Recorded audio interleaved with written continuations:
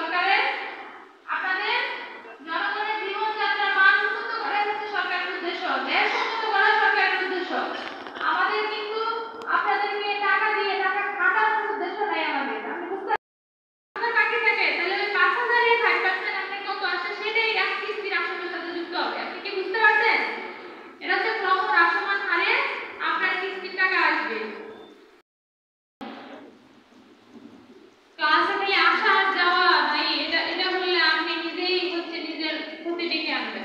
যে সময় আপনি প্ল্যান করবেন তখন আর আমাদের খুঁজে পাবেন না যে এরকম ডিটেইলস আর একটা ক্লাস যদি হতো তাহলে আমরা আরো ডিটেইলে জানতে পারতাম।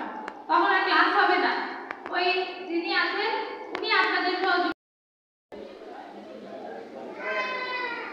আচ্ছা বলেন আপনাদের কারোর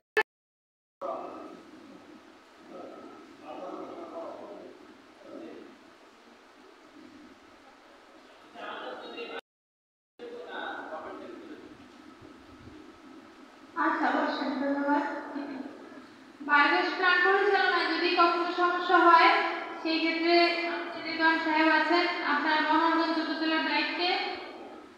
ওনার সাথে যোগাযোগ করবেন যে স্যার আমার চুলায় সমস্যা হচ্ছে বা পাইপে বা প্ল্যান্টে, উনি এসে ঠিক করে দিয়ে যাবে। হ্যাঁ, সার্ভিসিং এর জন্য সরকারকে কোনো চার্জ দিতে হবে না, কোনো চার্জ দিতে হবে না। আপনার যদি পার্টস লাগে, কোনো কিছু চেঞ্জ করতে হয়, পাইপ পরিবর্তন করতে হয় বা চুলার কোনো কিছু নষ্ট হয় সেক্ষেত্রে সেটার টাকা আপনি দিয়ে সেটা আপনি কিনে নিয়ে আসবেন।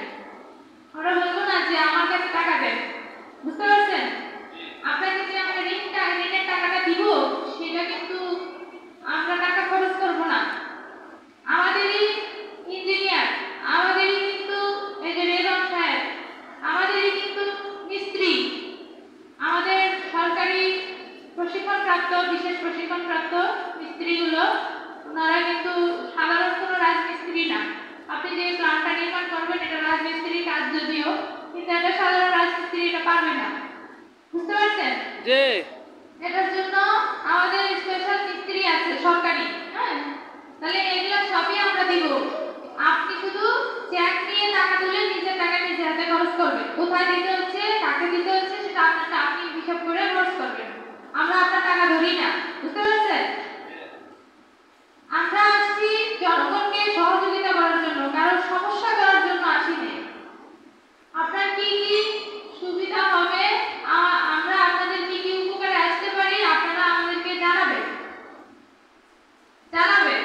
হ্যাঁ, যে আমাদের এটা দরকার।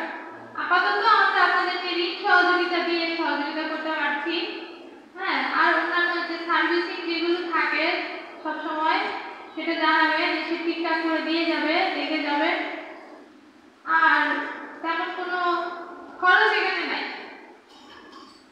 আর কারোর কোনো কোশ্চেন আছে?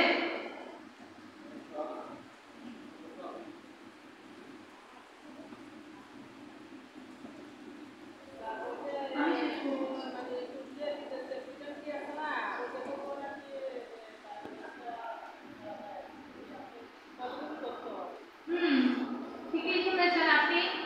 সেফটি ট্যাঙ্কি অর্থাৎ আমি সহজ ভাষায় বলি, মানুষের মলমূত্র থেকে বায়োগ্যাস উৎপাদন হয়।